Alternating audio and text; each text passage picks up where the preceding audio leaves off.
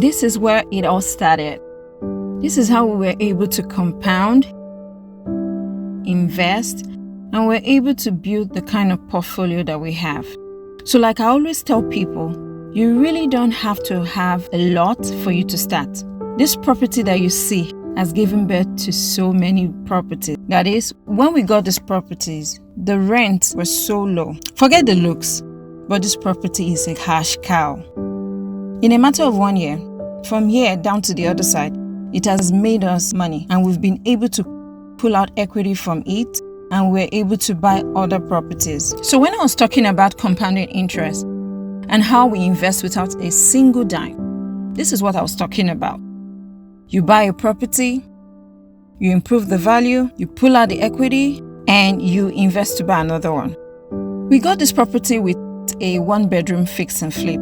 We upgraded it, we sold it, and we took out the equity. We did a 1031 exchange. We bought this too, and from this one, we improved it.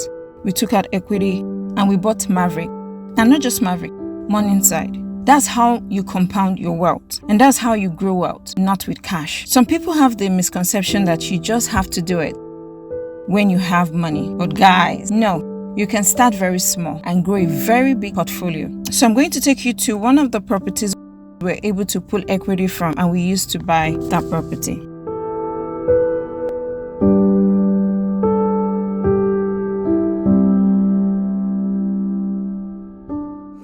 I recently did a video about the power of compounding, and I showed you guys just yesterday how we built our portfolio. We started with a fix and flip. We took this money, we fixed up the property, we took the equity, and we bought those properties that I showed you yesterday in Pennsylvania. Just within 1 year, we were able to stabilize the property, increase the rent. The rent was about $300 to $400, and the market was at $1,000. So what we did was that in year 1, we took out the bad tenants and we put in good ones, increased the rent. Before we increased the rent, we fixed up the property because the property was in a mess. We fixed it up, we put in new tenants that were able to pay our money. Just in 1 year, we knew that we've increased the value of the property, and the interest rate was good enough. The market conditions were good. We pulled out equity from it, and here we are. We're able to purchase this. And the reason why I am talking about this property is because one might think that it's very, very difficult to start up your multifamily journey. But the truth is that we started with nothing. I think the only money that we had to spend was a fix and flip, and that was just our down payment. We were able to get the down payment. We got a single family. We repaired the property.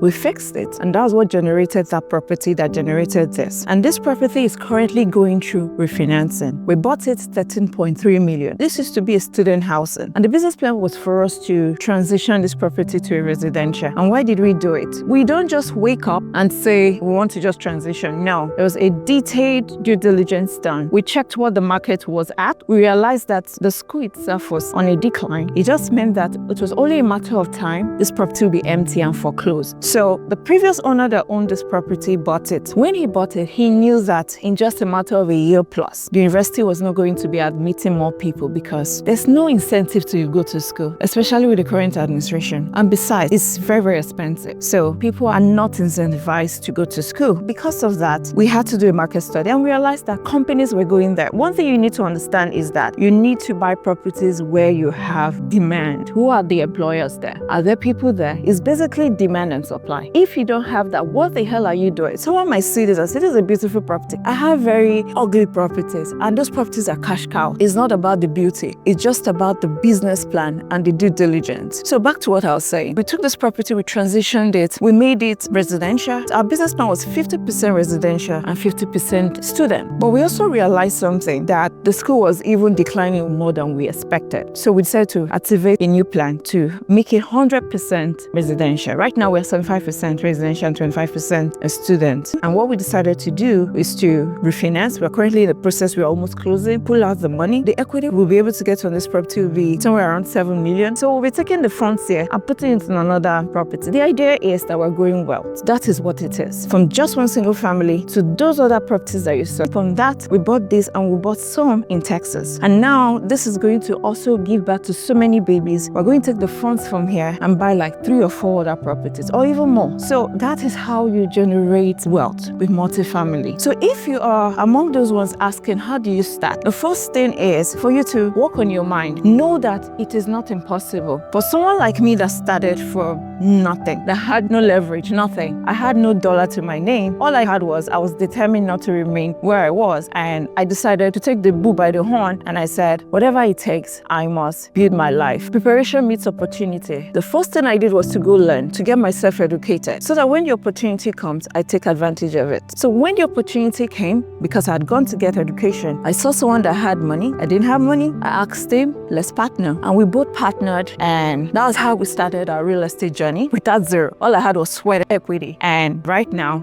we've built over 1,000 plus units just from one single family. So if you are looking to start your multifamily and you have doubts, or you're like, oh, I need to save up, I need to start building up money and all that. Look at me. I didn't build up a dime. In short, where would I have built it off from? I was doing a security job. So you know, would I have built up that with this? No, that would have been possible. The first thing for you to do is make up your mind. Just make up your mind. Get educated. Education will expose you to the opportunities that you need. When you get educated, you see pathways to starting it up. And that's what I did. Through the education, the pathway I saw was I needed to raise more funds. And I said, okay, this little funds that this person has given me to partner with, let's use it to generate more. We did a fix and flip, took out the large funds, and we got this. So that is how you start building wealth. And this property is going to generate a lot of wealth, and those ones will generate more wealth. The bottom line is have a defined business plan and also execute. Your patience is as important as anything. And one more important thing that people are forgetting to understand, for the fact that you bought right and for the fact that you operated right, the market plays a very important role. So you also need to strategically understand the market, get yourself informed, and know when exactly to exit a property and when exactly to remain on a property. I look forward to seeing you in my next episode. My name once again is Bibi Ofiri, and if you've not subscribed to my YouTube channel and you want to know more about this, subscribe to Bibi Ofiri on YouTube, and you can also see me on Facebook as Bibi Ofiri and on Instagram as Bibi Ofiri. Thank you once again. Bye.